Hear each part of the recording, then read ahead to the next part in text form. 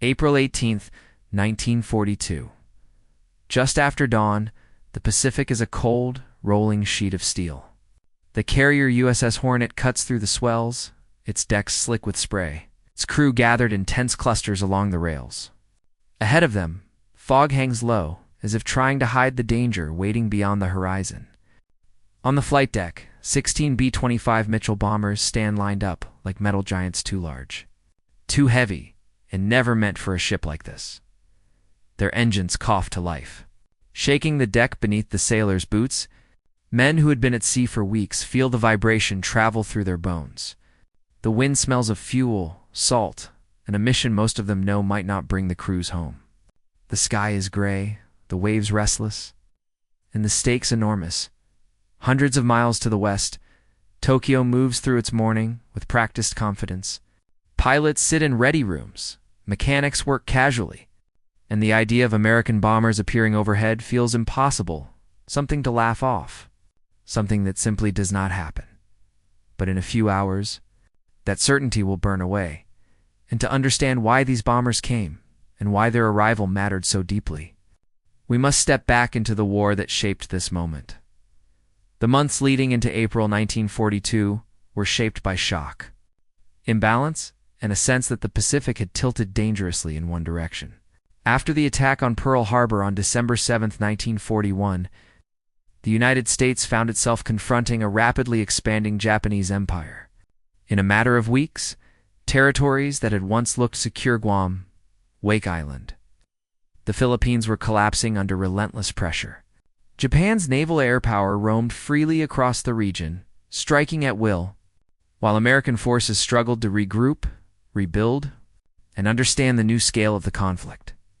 In Washington, the atmosphere was heavy. Military planners faced a strategic dilemma: how to strike back quickly enough to restore public confidence without risking the Navy's already thin carrier force. Every realistic option seemed too slow, too distant, or too symbolic to matter. Across newspapers and radio broadcasts, Americans wanted proof that the war could be fought forward, beyond the boundaries of loss and retreat. President Franklin D. Roosevelt understood the psychological dimension of this moment. He needed something bold enough to show that the United States still possessed initiative, something that could reach directly into Japanese territory. Yet the distance from American bases to the Japanese mainland was immense. Land-based bombers could not cross the Pacific, and carrier-based aircraft lacked the range and payload to deliver a meaningful blow. A direct strike on Tokyo seemed nearly impossible. It was during these early weeks when possibilities were scarce, and morale was fragile, that an idea began to form within the U.S. Navy and Army Air Forces. Launch medium bombers from an aircraft carrier. The concept was radical. No one had ever attempted to fly twin-engine Army bombers off the deck of a carrier. Their size alone made them dangerous on takeoff, and once airborne, they could never return to the ships. It would be a one-way mission across the Pacific, with a slim hope of reaching airfields in China. Yet the urgency of the moment made unconventional ideas acceptable. Admiral Ernest King, recently appointed Commander-in-Chief of the U.S. Fleet, encouraged bold thinking. His instinct favored action, a strike that would alter the psychological landscape of the war. The Navy reached out to the Army Air Forces. Lieutenant Colonel James Harold Doolittle, already known as a pioneering aviator, stepped forward to evaluate the concept. His early assessments showed that the mission was barely feasible, but not impossible. Behind the scenes, Japanese confidence was rising rapidly. Their early victories across the Pacific had reinforced a belief within the Imperial Japanese Navy that they could control the tempo and geography of the war. Tokyo had grown accustomed to distance as a shield. The home islands felt untouchable, protected by thousands of miles of ocean and a navy that had not suffered a major setback since the conflict began. This perception of invulnerability shaped decisions at every level, from resource allocation to training and readiness. Inside Japanese cities, the war felt distant. Civilians continued their routines. Pilots trained for defensive interception, but seldom expected to use those skills over the capital.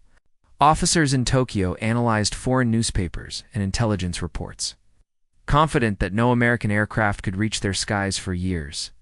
The The idea of bombers approaching from the east was dismissed not as a threat, but as a physical impossibility. Meanwhile, across the Pacific, the United States watched the situation tighten. Japanese forces pushed deeper into Burma and the Dutch East Indies, threatening Australia's lifelines and closing the final pockets of Allied resistance in the Philippines. Every week, the strategic map shifted further against the Allies.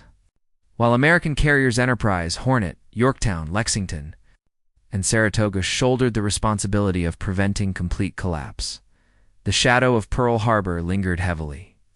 The American public had seen battleships burning in the harbor, aircraft destroyed on runways, and sailors trapped in flooded compartments.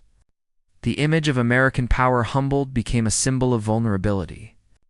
To counter that, Roosevelt and his commanders needed a moment that would reach public consciousness with equal force, but in the opposite direction. By early January 1942, the broad outlines of a mission were emerging. The United States would place Army bombers on a carrier, sail them as close as safely possible toward Japan, and launch them into hostile airspace. The crews would bomb military and industrial targets across Tokyo and other major cities, then continue toward China with whatever fuel remained. It would be dangerous. It would be unprecedented. And if successful, it would demonstrate to both nations that Japan's home islands were not beyond reach.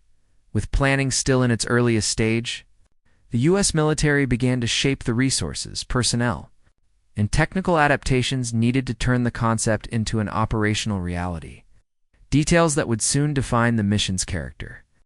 As the concept moved from theory to planning, the first challenge was mechanical. The B-25 Mitchell was a land-based medium bomber with a wingspan of nearly 68 feet and a takeoff distance far longer than any carrier deck could safely offer. On Hornet, the usable runway stretched barely 467 feet once the bow's curvature and deck equipment were factored in. Under normal conditions, fully loaded B-25 required more than 4 times that length to get airborne. To solve this, K engineers and flight crews began stripping weight from the aircraft. Armor plating was removed. The lower turret came off. Excess equipment was left behind. New fuel tanks were added, Druber bladder tanks fitted into the bomb bay, crawl spaces, and even in place of some defensive components. Each aircraft received 4 additional fuel tanks, giving the bombers the extended range needed to reach the Japanese mainland and then cross the East China Sea toward friendly territories. Pilots from the 17th Bomb Group were selected based on volunteer willingness and flight competence. No one was forced onto the mission. All who joined did so knowing the risks. The men trained under Doolittle's supervision at Eglin Field in Florida. Practice sessions were relentless. Short field takeoffs, low-altitude approaches, skip bombing runs, overwater navigation, and fuel conservation techniques. The crews spent long days rehearsing the one skill that mattered most, lifting a heavy twin-engine bomber off the ground in impossibly short distances. The Navy, meanwhile, prepared Hornet. Workers cleared space on the flight deck, securing the B-25s in tight rows and covering shipborne aircraft with tarps. The carrier's own air group would remain below deck for most of the journey, an unusual arrangement but necessary to accommodate the bombers. Sailors looked at the Army aircraft with curiosity and disbelief. Many doubted the plan could work. Yet admiration for the volunteers grew as they watched their determination. Coordination between services, often complicated in peacetime, became surprisingly smooth under urgency. Navy crews learned how to lash and maintain the bombers. Army mechanics learned the rhythms and dangers of a flight deck. Both sides adapted quickly, unified by the gravity of the mission. On April 1, 1942, Hornet left San Francisco with the B-25s secured to its deck. Only after clearing the harbor did Captain Mark Mitcher announce to his crew that the ship was carrying bombers meant for an attack on Japan. In parallel, USS Enterprise under Admiral William F. Bull Halsey, along with her escorts, moved to rendezvous with Hornet. Together, the combined task force would provide fighter cover, early radar detection, and naval protection. Doolittle's aviators lived among the Navy crew for over 2 weeks as the ships pushed westward. The mood alternated between calm professionalism and quiet tension. The men knew they were approaching a moment that would change the direction of the war if. They reached the launch point on time, yet risk grew with each mile. Japanese patrol vessels scouted the ocean widely, and the probability of discovery increased as the task force neared the home islands. Security remained strict. Radios stayed silent except for essential transmissions. Pilots studied maps of Tokyo, Yokohama, Nagoya, and Kobe, memorizing approach lines, smokestacks, factory districts, and naval facilities. Whether it was another enemy, April seas could shift from calm to violent in hours, and carrier operations depended heavily on wind. A strong headwind would assist takeoff. A calm ocean could become deadly. By the night of April 17th, the task force had reached the planned launching distance about 400 nautical miles from Japan. But fate intervened earlier than expected.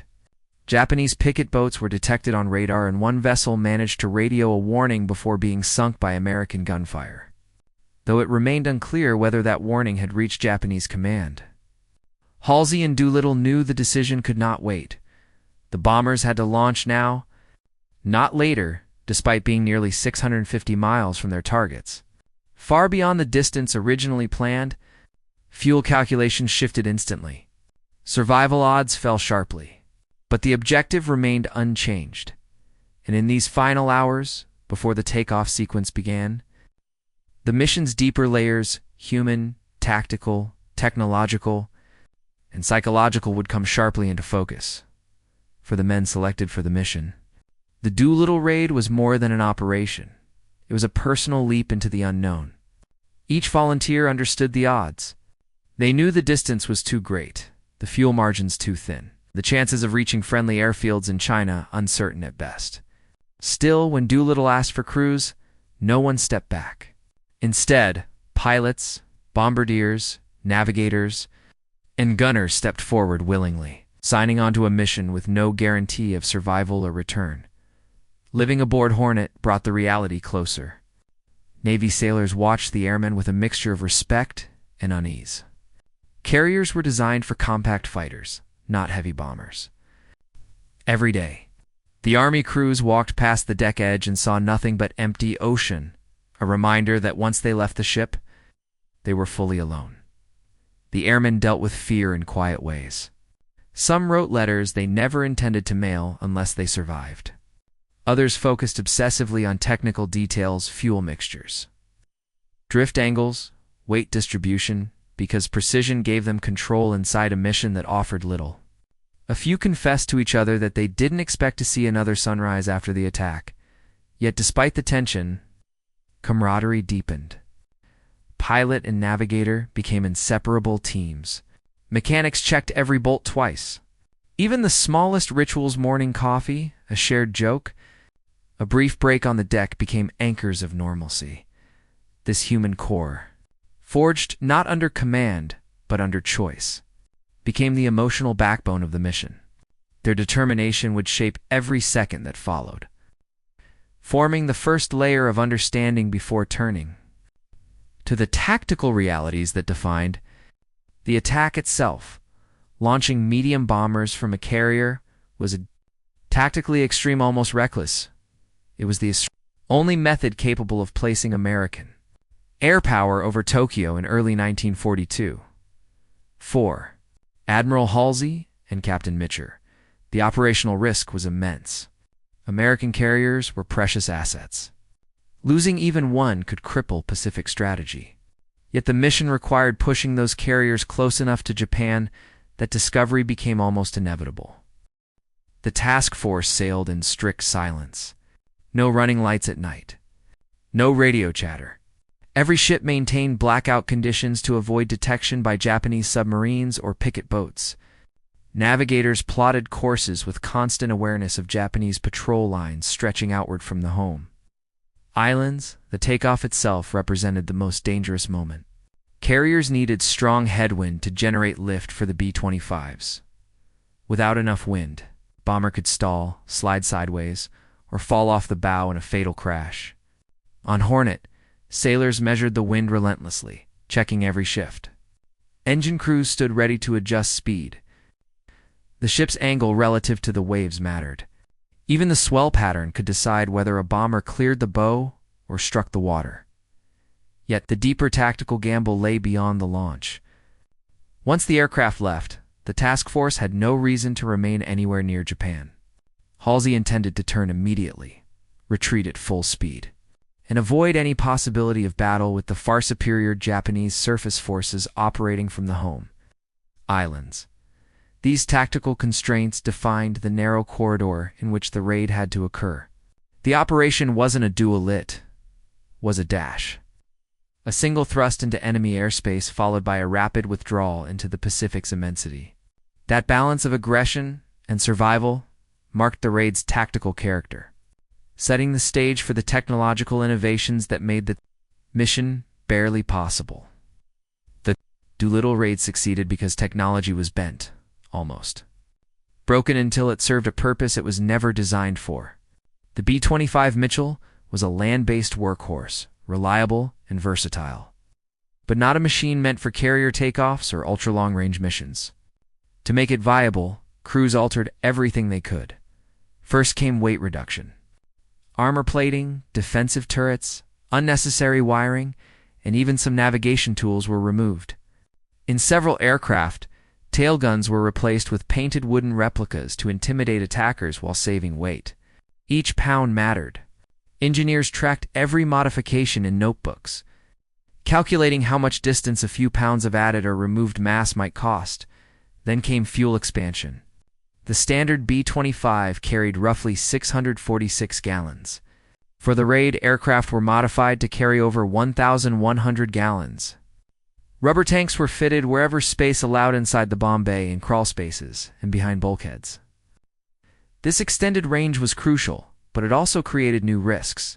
The additional fuel increased fire danger, made ditching more deadly, and it shifted the aircraft's balance, requiring careful trim adjustments. Finally came the short-run takeoff solution. Pilots practiced over and over, timing their throttle advance, engine synchronization, and brake release 2 fractions of a second. The Mitchells would lift off the deck at speeds barely above stall threshold. A miscalculation, too slow too early. Too heavy would send the bomber into the ocean. This transformation of the B-25 was not elegant, it was desperate, inventive, and precise, all at once. And as these machines evolved into tools for a mission with no precedent, they formed the technological backbone of what was to come. With the human, tactical, and technological angles established, the next layer involves leadership decisions, Japanese perceptions, and the psychological stakes of the raid. 2 leaders defined the raid's character. Long before the bombers rose from Hornet's deck, Lieutenant Colonel James H. Doolittle carried the responsibility of every airman who volunteered. Admiral William F. Bull Halsey carried the responsibility of every ship in the task force. Both men understood the risks. Both accepted them without hesitation. Doolittle approached leadership with calm precision. He did not inflate the mission's chances, nor did he shelter his men from the truth. Instead, he built confidence through competence. He practiced every maneuver first, proving the aircraft could take off from a carrier. He drilled crews in fuel conservation and evasive flying. His presence reassured the volunteers that if anyone could make a near-impossible mission work, it was the pilot at the front of the first bomber. The task force sailed in strict silence. No running lights at night. No radio chatter. Every ship maintained blackout conditions to avoid detection by Japanese submarines or picket boats. Navigators plotted courses with constant awareness of Japanese patrol lines stretching outward from the home islands. The takeoff itself represented the most dangerous moment. Carriers needed strong headwind to generate lift for the B-25s. Without enough wind, bomber could stall, slide sideways, or fall off the bow in a fatal crash. On Hornet, sailors measured the wind relentlessly, checking every shift. Engine crews stood ready to adjust speed. The ship's angle relative to the waves mattered. Even the swell pattern could decide whether a bomber cleared the bow or struck the water. Yet the deeper tactical gamble lay beyond the launch. Once the aircraft left, the task force had no reason to remain anywhere near Japan. Halsey intended to turn immediately, retreat at full speed, and avoid any possibility of battle with the far superior Japanese surface forces operating from the home islands. These tactical constraints defined the narrow corridor in which the raid had to occur. The operation wasn't a duel, it was a dash. A single thrust into enemy airspace followed by a rapid withdrawal into the Pacific's immensity. That balance of aggression and survival marked the raid's tactical character, setting the stage for the technological innovations that made the mission barely possible. The Doolittle Raid succeeded because technology was bent, almost broken until it served a purpose it was never designed for. The B-25 Mitchell was a land-based workhorse, reliable and versatile, but not a machine meant for carrier takeoffs or ultra-long-range missions. To make it viable, crews altered everything they could. First came weight reduction. Armor plating, defensive turrets, unnecessary wiring, and even some navigation tools were removed. In several aircraft, tailguns were replaced with painted wooden replicas to intimidate attackers while saving weight. Each pound mattered. Engineers tracked every modification in notebooks, calculating how much distance a few pounds of added or removed mass might cost. Then came fuel expansion. The standard B-25 carried roughly 646 gallons. For the raid, aircraft were modified to carry over 1,100 gallons. Rubber tanks were fitted wherever space allowed inside the bomb bay, in crawl spaces, and behind bulkheads. This extended range was crucial, but it also created new risks. The additional fuel increased fire danger, made ditching more deadly, and it shifted the aircraft's balance, requiring careful trim adjustments. Finally came the short-run takeoff solution. Pilots practiced over and over, timing their throttle advance, engine synchronization, and brake release 2 fractions of a second. The Mitchells would lift off the deck at speeds barely above stall threshold. A miscalculation, too slow too early. Too heavy would send the bomber into the ocean. This transformation of the B-25 was not elegant, it was desperate, inventive, and precise, all at once. And as these machines evolved into tools for a mission with no precedent, they formed the technological backbone of what was to come.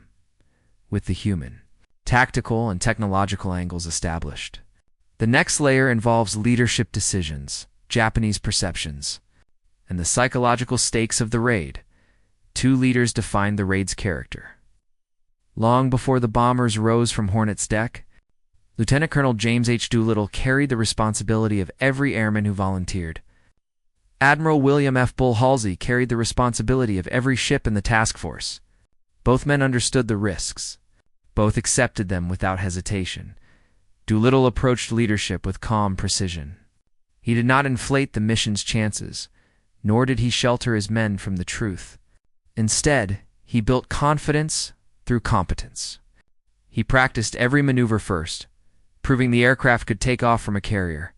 He drilled crews in fuel conservation and evasive flying. His presence reassured the volunteers that if anyone could make a near-impossible mission work, it was the pilot at the front of the first bomber.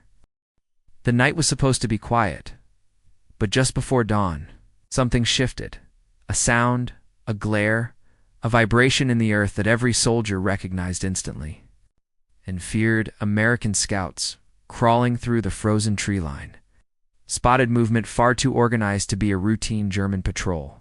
One whispered into his radio, "They're coming," and not in small numbers. Moments later, the forest erupted. From behind the fog, German armor began to roll forward. Panthers, Stooges, and columns of infantry moving with a confidence the Allies had not seen in months. It wasn't a probe. It wasn't a raid. It was an offensive. And for the first time, the young American line, thin, scattered, and exhausted, realized the awful truth. They were standing in the path of something far bigger than themselves. The next 20 minutes would decide whether they held, or whether the entire front collapsed. This was the moment everything turned. The first shells landed before anyone could shout a warning. American. Foxholes shook as tree bursts shredded the forest. turning branches into lethal shrapnel. Men ducked, screamed, and clawed at the frozen earth as the artillery rolled in like a storm with no sky. Then, silence. A silence so deep it felt staged. One sergeant, barely 22, lifted his head and muttered, "They're bracketing us." Next one hits dead on. It was right. The next explosion tore open the center of the American line, flipping men and snow like they were weightless. Radio calls overlapped, static, panic, half-finished sentences. "We're losing the ridge. Armor coming through the gap. We need reinforcements now." But reinforcements weren't coming. Through the smoke, the silhouette of a Panther tank grew larger. Then 2, then 5. Their engines echoed like drums announcing a verdict. The infantry behind them marched with chilling precision, weapons raised. Boots crunching through blood-stained snow. The Americans had a choice: fall back and risk a rout, or stand and face machines built to break them. One lieutenant clenched his jaw, slammed a new magazine into his rifle, and shouted, "Hold the line! If we run now, we lose the whole damn forest." And so they stood, terrified, outnumbered, but unbroken, waiting for a wall of steel to reach them. When the last of the raiders cleared the Chinese coastline and their fuel gauges dipped toward empty, the mission that had begun as a desperate gamble entered a far darker Chapter 1 that none of the planners in Washington could fully predict, and none of the raiders could outrun. The immediate military results were confusing even to those who carried them out. In Tokyo, Yokosuka, and Nagoya, fires still smoldered. The bombs themselves had caused modest physical damage, a few factories scorched, several docks disrupted, a power substation knocked offline. The Japanese government, humiliated but determined, made certain the public never learned the true scale. State media screamed about massive destruction to justify the narrative of American barbarity. In private, admirals and ministers muttered at each other behind sliding doors. How had American bombers reached the home islands at all? For the raiders, the success of their strike evaporated the moment they abandoned their planes. Most crews bailed out over eastern China, landing in dark fields, rice paddies, ravines, or mountains. Some were rescued almost instantly by local villagers who, at enormous personal risk, hid them in farmhouses, temples, and storage sheds. Others were not as fortunate. A few landed injured. One crew was captured almost immediately. 12 raiders fell into Japanese hands, their fates sealed before Tokyo even confirmed the attack. On the ground, the Japanese military reacted with a wave of fury that went far beyond any military objective. Their commanders believed the Americans could only have reached the home islands with the help of Chinese civilians. Whether that was true or not didn't matter. Punishment began within hours. Villagers, suspected of assisting the flyers, were rounded up. Entire families were interrogated. Some were executed on the spot.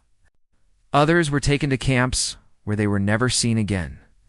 In several provinces, Japanese troops enacted collective reprisals, burning villages, poisoning wells, and machine-gunning crowds accused of sheltering Americans. The death toll would eventually climb into the hundreds of thousands. A hidden tragedy overshadowed by the boldness of the raid itself. Back in China, the surviving American crews undertook their own nightmare journey. They were moved secretly from one safe house to another, traveling by cart, boat, foot, and horseback. Chinese soldiers, priests, nurses, peasants, and local militias escorted them through ravines and forest paths. They hid by day, traveled by night, and relied heavily on the kindness of civilians who paid the price for their heroism long after the airmen were gone. As they crossed the interior, they learned in fragments what was happening behind them: that villages had burned, that collaborators were hunting for them, that entire counties had been put under collective punishment. The guilt that settled over many raiders would stay with them for decades. But as the weeks passed, the survivors continued moving west, approaching areas under friendly control. Most made it. A few were injured, but alive. The crews that returned would be celebrated back home, toasted at dinners, sent on war bond tours, their names printed on posters. Those who were captured endured a much harsher fate. The Japanese military treated them not as posts, but as criminals. Interrogations were brutal. Solitary confinement lasted months. Several were put on trial in a staged proceeding designed to portray the raid as terrorism. 3 were executed. Others survived starvation, illness, and repeated torture until the war's final months. Their resilience became its own kind of legend, quieter, less cinematic, but no less heroic. By summer, the distance between the dazzling success reported in American newspapers and the grim reality experienced in China grown into a deep moral wound, one rarely acknowledged, but impossible to deny. The Doolittle Raid had proved that Japan was not untouchable, but it had also unleashed a human cost that historians would spend decades trying to fully uncover. In military terms, the raid was a spark. In human terms, it was a wildfire. And it was this duality, triumph, mixed with tragedy, victory intertwined with suffering that would define what came next. The strategic consequences of the raid were far larger than the physical damage it caused. For the Japanese leadership, the attack was not simply embarrassing, it was destabilizing. It shook the core assumption that had guided their early war strategy, that the Japanese home islands were invulnerable. Inside the imperial palace, meetings stretched late into the night. Admirals debated how the Americans had launched the raid. Generals argued about how to prevent another. The Navy insisted the B-25s must have come from a carrier. The Army was unconvinced, but demanded coastal reinforcements anyway. When the pieces were finally assembled, one conclusion emerged. If American carriers could appear off Japan's doorstep once, they could do it again. The Japanese response was immediate and sweeping. Units were pulled back from planned operations to bolster homeland air defenses. Fighter regiments were repositioned, radar stations expanded, anti-aircraft units multiplied. But the most consequential reaction came from Admiral Isoroku Yamamoto. To him, the raid was not merely a tactical insult. It was a strategic catastrophe. It proved that the U.S. Navy's carriers, which he had previously failed to destroy at Pearl Harbor, remained the most dangerous weapons in the Pacific. He resolved to eliminate them once and for all. Thus began the chain of events that led directly to Midway in the weeks following the raid. Yamamoto accelerated his plan to lure the American carriers into a decisive battle. He pushed harder for the capture of Midway Atoll, believing it would extend Japan's defensive perimeter and force the U.S. Navy into the open.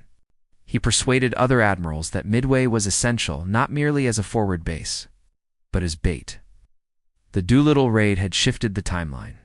It had sharpened the objectives. It had hardened the resolve of the Japanese high command. Ironically, in doing so, it pushed Japan toward a battle it was destined to lose. For the Americans, the raid's impact was nearly the opposite. What began as a daring stunt turned into a psychological earthquake. Newspapers splashed headlines across every front page. Americans who had spent 4 months drowning in bad news, Pearl Harbor. The Philippines, Singapore, Java finally had a victory to celebrate. It didn't matter that the damage in Japan was limited. What mattered was that the U.S. had struck back. Public morale surged. War bond sales skyrocketed. Recruitment increased. Even Roosevelt, known for his measured tone, allowed himself a moment of showmanship. When reporters asked where the bombers had launched from, he smirked. Shangri-La. Myth-making had begun. The raid also became a propaganda weapon abroad. Allied nations seized on it as proof that Japan could be reached. Occupied peoples took it as a signal that the Allies were not defeated. Chinese resistance groups held ceremonies celebrating the American flyers, unaware of the reprisals soon to follow. British newspapers praised the operation as audacious, ingenious, and impossible.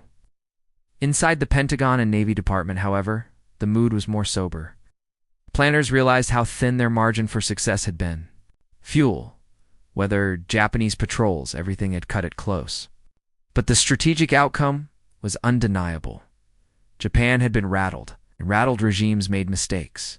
The coming Pacific battles in the Coral Sea, in the Aleutians, and most critically at Midway, would bear the fingerprints of the raid's shockwave. The Japanese fleet would overextend, Codebreakers would be pressured, their pilots would be spread thin. Their admirals would act with urgency bordering on recklessness. American commanders, by contrast, became more confident. They studied the raid's lessons. They understood how to use carrier mobility as a psychological weapon as much as a military one. And they learned that Japan, despite its early successes, could be forced into reactive strategy. Something the United States could exploit again and again. By the time June arrived, both nations were moving toward an ocean crossroads neither could avoid, each influenced directly or indirectly by a mission that had lasted only a few hours, but had shaken the architecture of the entire Pacific War. The raid had ended. Its consequences were only beginning in the quiet years after the war. When the noise of guns had finally faded and the veterans had grown old, the Doolittle Raid stood apart not as the most destructive mission nor the most tactically decisive, but as one of the war's most revealing moments. It exposed with rare clarity the fragile intersection between courage, strategy, and consequence. It reminded the world that single actions, even small ones, can bend the arc of history in ways no planner can fully predict. The raid's legacy is not measured in craters or destroyed factories. Its true significance lies in what it forced nations to confront. For Japan, it proved that distance was no longer protection, that technology, mobility, and audacity could pierce even the strongest defenses. For the United States, it confirmed that warfare in the 20th century had entered a new era where reach mattered as much as firepower, and where aircraft carriers, once experimental platforms, would become the new capital ships of global power. Yet beyond strategy and technology, the raid's meaning is deeply human. It highlights the dual nature of modern war. Acts of bravery intertwined with unintended suffering, the courage of the American raiders became inseparable from the terrible reprisals faced by Chinese civilians. Two nations, thousands of miles apart, were bound together in a tragedy neither wished for, but both endured. The raid became a symbol of how war can elevate humanity's noblest qualities while simultaneously unleashing its darkest instincts. It also revealed something timeless about human resolve. Against overwhelming odds and with no guarantee of return, the airmen took off because they believed their actions could lift the spirits of millions. They flew not to destroy cities or factories, but to restore the idea that hope was still possible. And in that sense, their mission succeeded more completely than any military planner could have imagined today. The Doolittle Raid stands as a reminder that history is shaped not only by grand strategies and sweeping offensives, but by individuals willing to act at the edge of the impossible. It urges us to consider the weight of our choices, how courage and consequence can travel together, inseparable across time. And it reminds us above all that every spark in war casts a long shadow, one whose meaning we continue to search for even now.